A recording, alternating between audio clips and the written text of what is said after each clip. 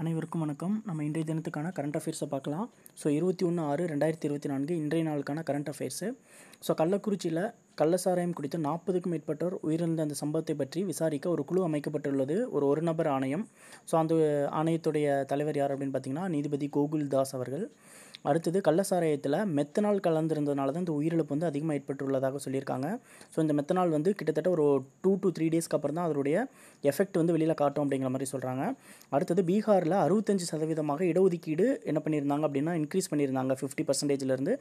அதை என்ன பண்ணியிருக்காங்க அப்படின்னா உயர்நீதிமன்றம் ரத்து பண்ணியிருக்காங்க.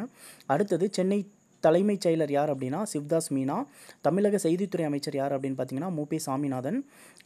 தமிழக இந்து சமய அறநிலைத்துறை அமைச்சர் யாருன்னு பார்த்தீங்கன்னா பி.கே. சேகர் பாபு. நார்வேயின் ரோஹலாந்தில் வந்து ஒரு கடலுக்கு அடியில் ரோபோவை இயக்கும் ஒரு காம்படிஷன் நடைபெற்றது. அதில் வந்து 2வது இடம் பெற்ற அணி எதுன்னு பார்த்தீங்கன்னா விஐடி சென்னை அணி தான்.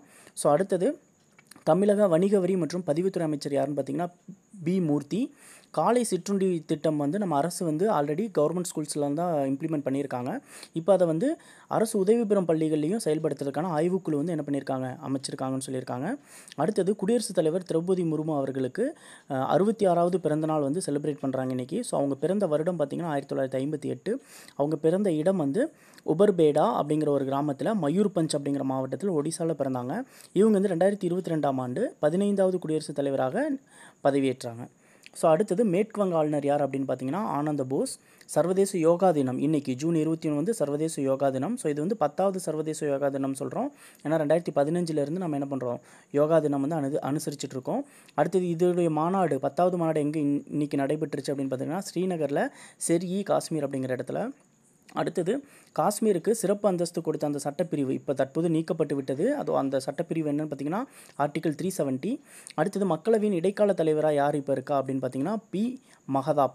ஸோ இவர் எந்த விதிக்கு கீழே நியமனம் பண்ணியிருக்காங்க அப்படின்னு பார்த்தீங்கன்னா மக்களவை இடைக்கால தலைவர் நியமனம் வந்து விதி 95 சப்கிளாஸ் 1க்கு கீழே என்ன பண்ணியிருக்காங்க அந்த விதியின் அடிப்படையில் நியமனம் பண்ணியிருக்காங்க. மத்திய கல்வித்துறை அமைச்சர் யார் இப்போ அப்படின்னு பார்த்தீங்கன்னா தர்மேந்திர பிரதான். நெட் தேர்வு வந்து வினாத்தாள் கசிவு இந்த விவகாரம் வந்து ஒரு பெரிய விஷயமா போயிட்டுருக்கு. ஸோ இது வந்து எந்த ஒரு இணையம் மூலமாக வெளியில் வந்துச்சு அப்படின்னா டார்க் நெட் அப்படிங்கிற இணைய வழியில் வெளியே வந்திருக்கு இந்த வினாத்தாள் கசிவு. அடுத்தது இராணுவ துணை தலைமை தளபதியாக யார் தேர்வு செய்யப்பட்டுள்ளார் அப்படின்னா ராஜா சுப்ரமணி. இராணுவ தலைமை தளபதியாக யார் தேர்வு செய்யப்பட்டுள்ளார் பார்த்தீங்கன்னா உபேந்திர துவிவேதி. அடுத்தது உலகின் உயரமான ரயில் பாலம் வந்து ஜம்மு காஷ்மீரில் வந்து அமைச்சிட்ருக்காங்க. ஸோ அது வந்து ரியாசி பாரமுல்லா அப்படிங்கிற இடத்துல. ஸோ அந்த ரயில்வே பாலத்துடைய பேர் பார்த்திங்கன்னா செனாப். ஓகேங்களா. ஸோ அதோடைய நீளம் வந்து 1315 அதாவது 1315 மீட்டர். வளைவு வந்து பார்த்திங்கன்னா 467 மீட்டர். உயரம் வந்து 359 மீட்டர். ஸோ இது வந்து ஈஃபில் டவர் இருக்கு இல்லையா அதை விட 35 மீட்டர் அதிகம்னு சொல்லியிருக்காங்க உயரத்தில். ஸோ இந்த வீடியோ கண்டிப்பாக உங்களுக்கு யூஸ்ஃபுல்லாக இருக்குன்னு நினைக்கிறேன். நெக்ஸ்ட் கரண்ட் அஃபேர்ஸில் பார்க்கலாம். தேங்க்யூ.